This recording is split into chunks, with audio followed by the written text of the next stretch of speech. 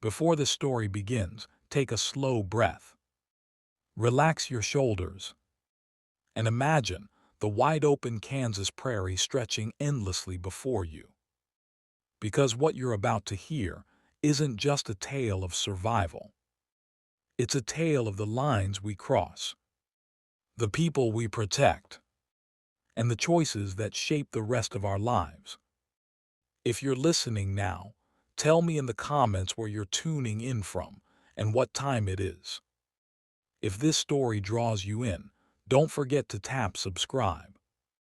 It helps more than you know. Let's begin. She was naked. She was shaking. And she was crawling across the burning grass of the Kansas prairie, with nothing but a torn scrap of her wedding dress pressed to her chest. The late summer sun beat down like a hammer. Dust clung to her skin. Bruises bloomed across her arms and ribs, purples, yellows, and angry reds. Her breath came in sharp, animal-like gasps, the kind made by creatures who have run too far and too long. She did not dare stand. She did not dare look back, because she knew he was waking soon. Eliza Hale, 20 years old, looked like she had lived through 10 wars. Had escaped minutes before dawn, scrambling out of the cellar where she had been kept for 14 days. She had escaped the fists that beat her, the ropes that tore her wrists, the voice that told her, again and again, what she was. You will be my wife. You will be my wife. You will be my wife. 3 times a day, morning, noon, night. Not a promise. A punishment. Legs trembled with every inch she crawled. Her feet bled. She had no water, no clothes, no direction. Just one thought, pounding like a heartbeat. Run! After what felt like hours, she reached the base of a massive oak tree, older than every grave in Smoky Hill County, older than every man who ever tried to own anything on that land. Shade was thin, but to her it felt like a miracle. Curled into herself. Breath turned wild and panicked. And that was exactly when she heard the slow crunch of footsteps. Hunting footsteps. Not her husband's furious stomp. No, this was steady, purposeful. A man who knew how to walk on prairie grass without fear. Eliza lifted her head. Through the tall grass, a shape emerged. Caleb Morton stepped into the clearing like the prairie itself had formed him out of drought and storms. 51 years old. Skin weathered by sun and wind. Hands scarred from cattle drives and a lifetime of work. He was a man who had survived things he no longer talked about. When he saw her, he froze. Breath caught. The girl under the oak tree looked like she had been dragged through hell. He dropped his hat without thinking. He moved slowly, gently, like approaching a frightened horse. Eliza's eyes were wide, wild with terror. She pressed the torn wedding scrap to her chest, as if it were the only thing keeping her alive. Caleb removed his coat, thick wool, warm, heavy, and placed it over her shoulders without saying a word. A long moment she didn't look at him. Then she whispered, voice cracked, lips bleeding. 3 times a day. I will be your wife. The sentence hit Caleb like a gunshot to the chest. Because of the offer, but because of the desperation behind it. A girl who believed her only worth was to be owned. Caleb didn't touch her again. He just secured the coat around her trembling body and lifted her as carefully as a man holding a wounded fawn. Weighed hardly anything. That scared him more than all the bruises. The ride to his ranch was silent. Not peaceful, heavy. full of the kind of quiet that settles deep in the ribs. Eliza kept her gaze low, as if every blade of grass might judge her. When they reached his small cabin by the river, she hesitated at the door. Is anyone else inside? Caleb shook his head. Not anymore. Voice cracked. Didn't ask what he meant. The grief in his eyes was enough. Inside he lit a lamp, poured warm water, handed her one of his late wife's old dresses, plain, clean, too big. Clutched it like driftwood. When she put it on, she flinched, expecting a blow. Caleb said nothing, just sat at the table, giving her space. Take your time, he said quietly. And finally, the truth began to spill. She told him about the wedding, about Silas Grady, the shopkeeper twice her age, about the house where the doors locked from the outside, about the cellar, about the sentence she was forced to repeat. When she finally stopped, she whispered, "What will he do when he finds out I ran?" Caleb didn't answer, because he already knew. Trouble was coming. Caleb didn't sleep that night. He sat by the window with the lamp turned low, watching the horizon like it might breathe. Something felt wrong. The air was too still. The crickets too quiet. Eliza slept curled into a ball by the fire, twitching through nightmares. At dawn, Caleb saw movement by the fence line. 3 riders. Slow. Careful. The kind of men who didn't want to be seen. One of the horses he recognized. Silas Grady. Caleb's jaw tightened. This wouldn't end with words. Silas shouted first, voice cutting the morning air like a blade. Caleb Mortion, bring out my wife. Eliza woke with a gasp, gripping the quilt so tightly the stitching whined. Caleb held up a hand. Stay behind me. He stepped outside. Silas looked different without the fancy town suit. Wrinkled, sweaty. Mean. Behind him, 2 saloon boys, hands close to their guns. Silas pointed at Caleb, spitting angry words. You have something that belongs to me. Caleb stood tall. She belongs to herself, that's it. Silas barked a laugh. She's my wife, she doesn't get to want anything. That sentence, that single sentence, was enough to make something cold and sharp settle inside Caleb. Eliza stepped behind him, voice trembling but steady. I'm not going back. Silas lunged. One of the hired guns reached into his coat. Caleb didn't think. He swung the old lasso hanging by the porch, loop snapping tight around Silas's legs. The man fell face first into the dirt. Caleb kicked the revolver from the gunman's hand with the precision of a lifetime of ranch work. Second hired gun backed away. Silas lay gasping, spitting dirt. This is not over. Caleb stared at him. In that moment he understood. The only way to end this was a way he could never undo. Caleb dragged Silas by the collar toward the creek. The hired guns didn't follow. Not for the money Silas wasn't carrying. For a man they didn't want to die for. They galloped away, cursing. Eliza stood on the porch, frozen. Didn't tell Caleb to stop. She didn't beg. Simply watched, knowing this moment would change both their lives. Down by the creek, the sun hit the water like broken glass. Caleb paused. Silas was shaking now. Fear had finally replaced rage. Caleb spoke softly. You will not hurt her again. Silas opened his mouth, maybe to curse, maybe to beg. But the wind drowned it out.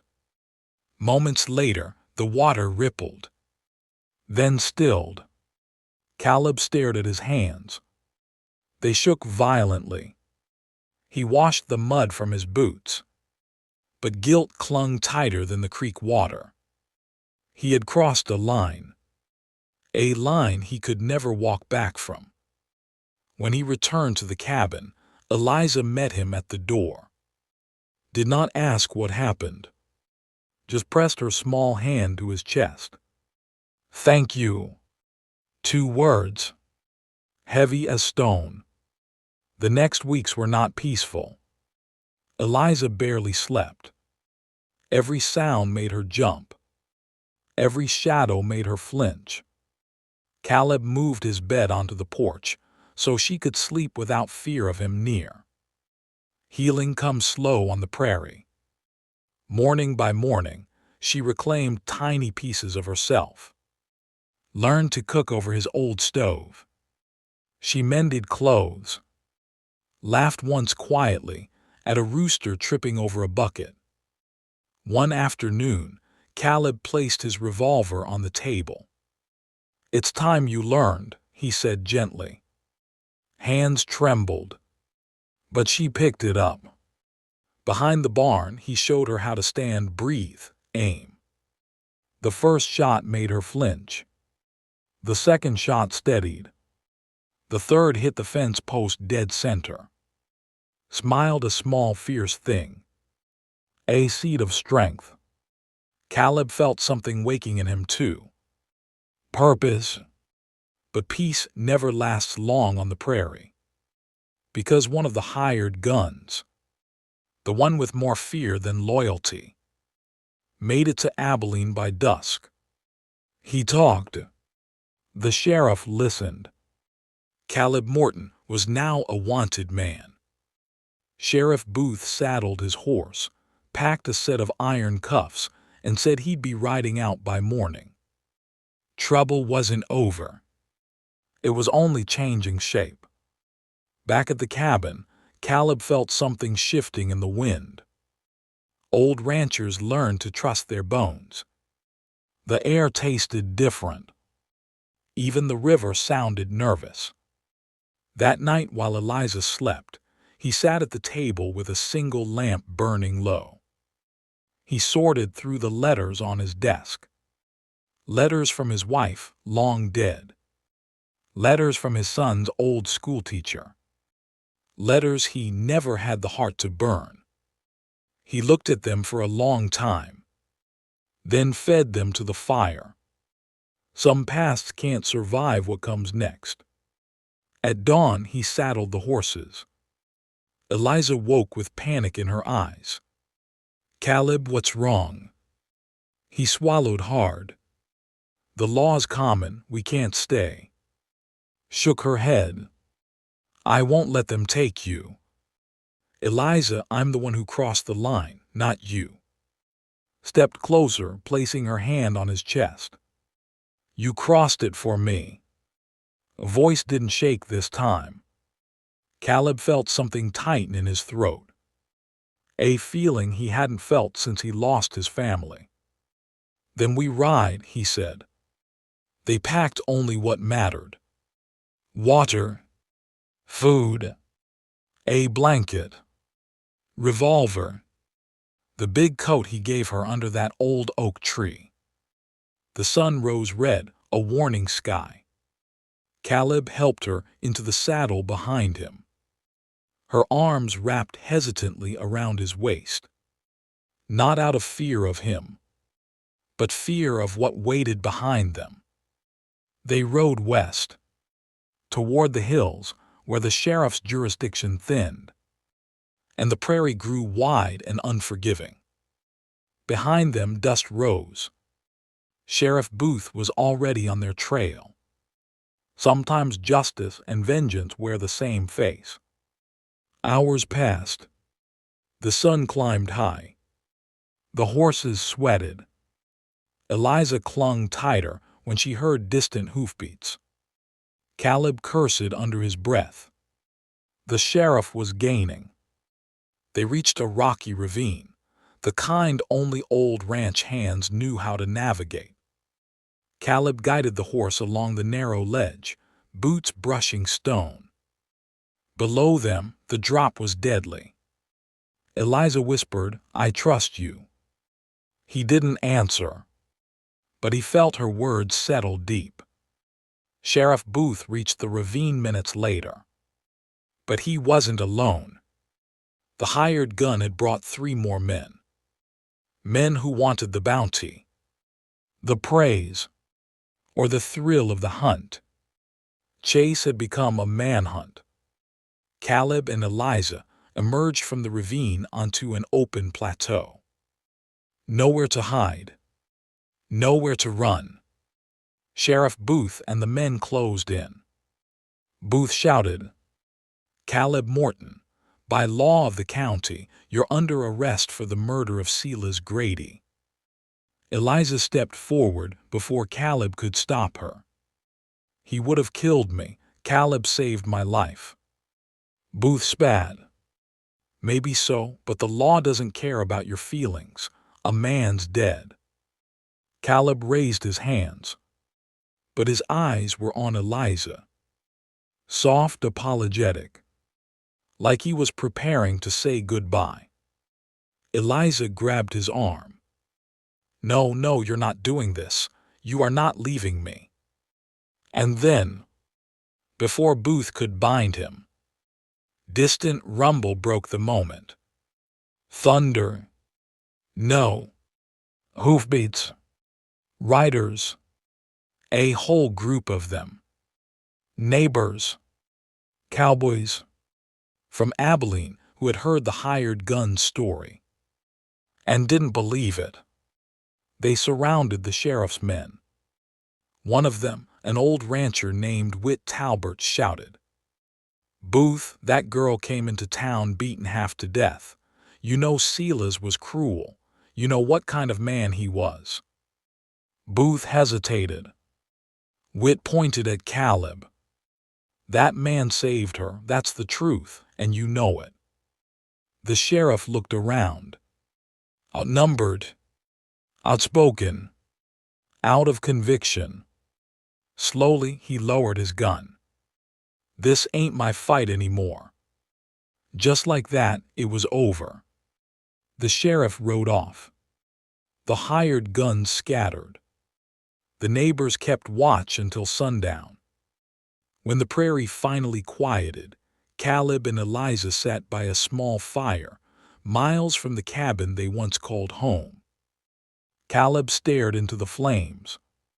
"I don't know what happens next," he whispered. Eliza leaned against his shoulder. Fearful, trembling, but steady. "We make something new," she said. "Not because of what happened, but because we're still here." The first time in weeks, Caleb smiled. A small, tired smile, but real. They would not go back to the old cabin, with Silas buried in the creek, with the sheriff watching.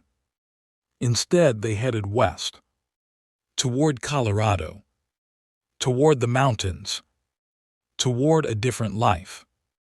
And somewhere along that long ride into the unknown, Eliza reached for his hand. Not out of fear, not out of debt, but out of choice. A quiet, brave human choice. Sometimes a man crosses a line to save a life. Sometimes a woman crosses a line to reclaim her own. And sometimes, those broken lines become the beginning of a story worth telling.